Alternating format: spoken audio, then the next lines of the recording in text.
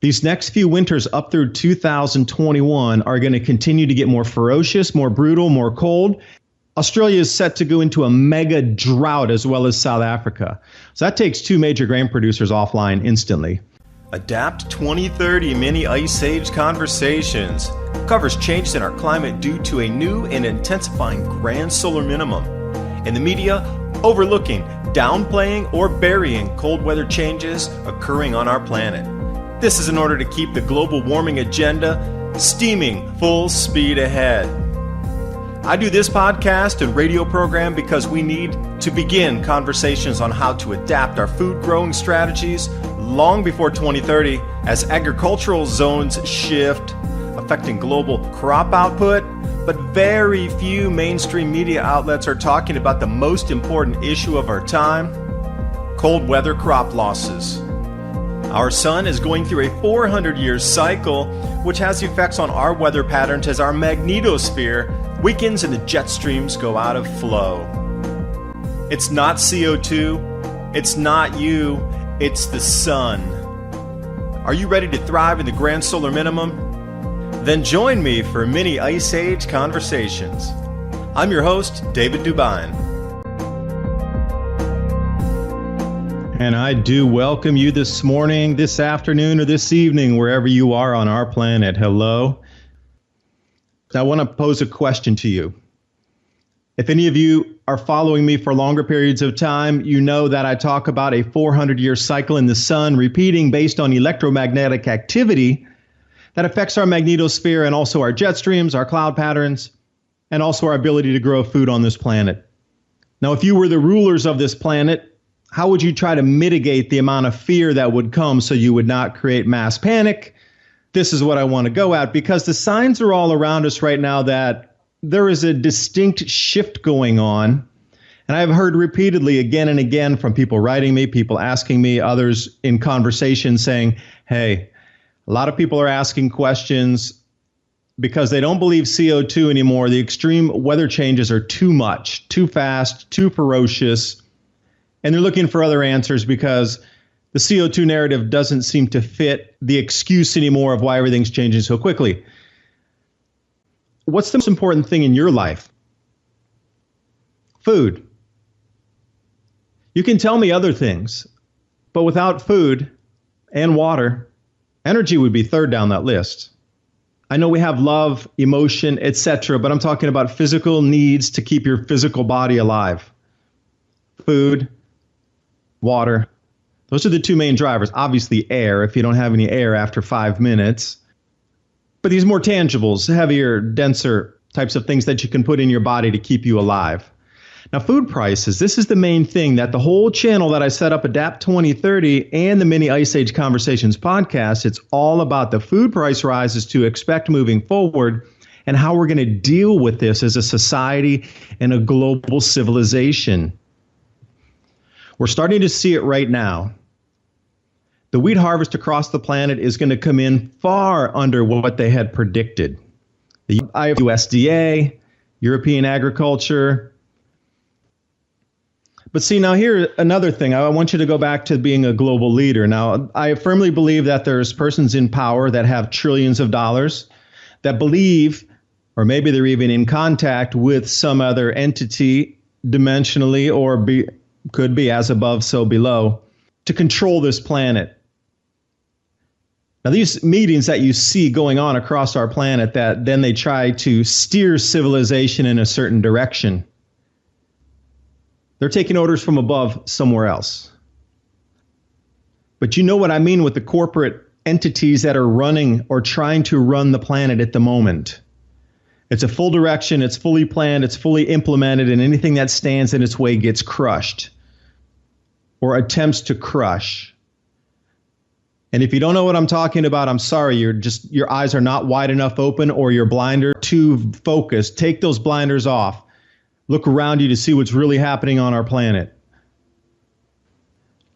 Now, with that being said, if you were going to control a planet and try to mitigate the fear, and then once these signs started to show to the point where you just can't even hide it, even with the best climate bodies, the IPCC, people are they're stopping belief in the CO2 myth right now. Just people are just like, what? That thing makes no sense any longer. Just the changes are happening too quickly. Now, how would you? I'm going to put you in control of our planet for a moment here. I want you to stop the greatest signs of crop loss on our planet and give it a different excuse. So when people look at this place where the crops are going to zero, it won't be explained by natural phenomenon. Now, there's going to be a couple places that will show the greatest effects first, and one of them would be South Africa. Now, let's say you had thousands and thousands and thousands of years of records because you sent the explorers out and you collected all those codices, stelae, whatever else was taken back during the conquests. You think that Vatican Library and these libraries around our planet that you're not allowed to access have no information in them? You really think they destroyed everything they went and saw, and you really believe the tales of as soon as the conquistadors went in, they burned everything and chiseled everything off, every statue. They broke everything down to the ground into rubble and then walked away? No way. They boxed the best up and they sent it back. Now, if you were privy to that information and you knew these cycles were coming back, and actually it narrowed down so you actually knew the continent and the area of the continent that would show the changes first, and you had the resources now, what would you do to mitigate that so people would not see those changes and start asking questions? South Africa. I'm firm in belief Africa is the very first place on our planet that's going to show the biggest losses in crops based on this new grand solar minimum intensification. And to mitigate that, they started the civil unrest down there on purpose to cover and mask these changes. Now, South Africa is a major exporter of wheat to other parts of Africa. Now, the UK is coming out telling its own citizens to stop, get ready for food price rises. What about the rest of Africa? I'm getting reports from Kenya that it's been below normal temperatures for 2 months now and rainier than usual. They've had the massive floods across the Sahel. And when I say that, the desert's starting to green again, all the way from Mauritania, way out west to West Africa, Niger, Ghana, Togo, Benin, all those countries, all the way over to Sudan. That whole desert belt just has been flooded massively this year. Now, see, these are the climate changes that the Chinese knew were coming because of their historical records. So they have been putting billions and hundreds of billions in investment up there, rail lines, new cities, new towns, all through the deserts. Suddenly it's becoming green again. Won't take but a couple years and that'll become a grassland. And then at that point, they'll be able to, with irrigation and the natural rainfall, they'll be able to grow bountiful crops up there. But if South Africa can't export at the moment, and the food prices are rising around the world, and some countries are now pulling back their exports, it's almost like a false shortage is being created by all these other external, what we consider, economic or supply chain constraints to hide the real losses that are happening and why they're occurring. So let's take an example. I was trying to do a mind experiment here to walk this out. South Africa is going to go to zero with production just like it did in Zimbabwe.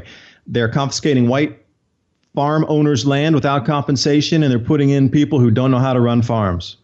Or the farms are being overrun, the farmers are being killed, and then the land's taken over, but then it goes fallow and nobody's working the land. But they have their land back.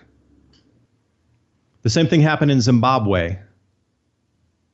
The production went pretty much to zero. And then Zimbabwe, which used to be a major grain exporter, like the breadbasket of Southern Africa, was then asking for food support from other nations because they couldn't feed their people. They're asking for food aid.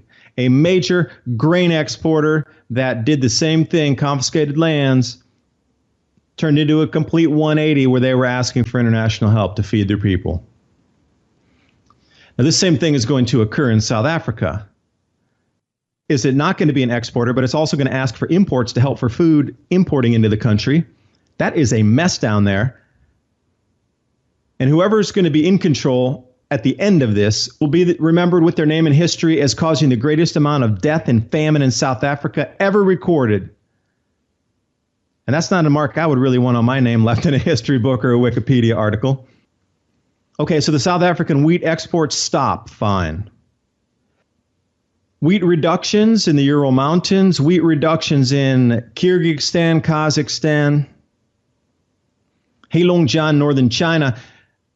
They're not going to export anything this year. I was reading a report that wheat supplies are tight worldwide right now, and China's not going to be exporting.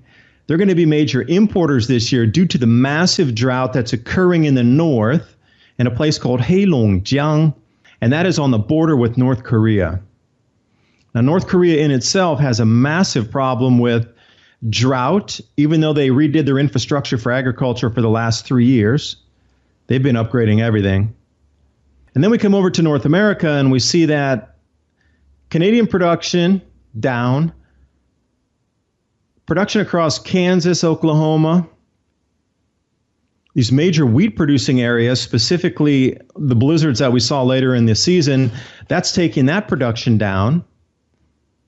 South Africa, like I said, down. And then we go over to Australia, their wheat production down.